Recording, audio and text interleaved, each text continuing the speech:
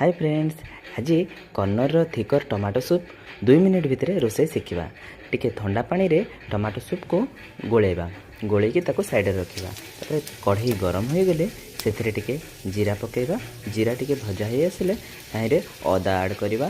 अदा फ्राए हो गले से लंका पियाज पकई ताको भलसे भाजी नेबा। देखंतु भजा हो आसला से भजा हो आसला परे टिके हळदी गुंड लंका गुंड पकई आउ थे भाजी नेबे। भजा सरला परे यही कप भाया सूप जो कप्रे आप पीवा चाहते से भाया 2 कप पानी ऐड कर। तापरे पानी फुटीगले से गोलई टमाटो सूप को धीरे धीरे पकेबे। धीरे धीरे पकई सारा पर ताकू फुटवा को टिके समय देवे। 1 मिनिट फुटीगला सी बहलिया होपर ताकू आपण मैंने गोटे बाउल रे काढ़े आउ सूप को पीबे। यही 2 मिनिट भितर सूप रेडी। आपण मैंने खाई मते कहिबे केबे ट्राई करिवे। Thank you.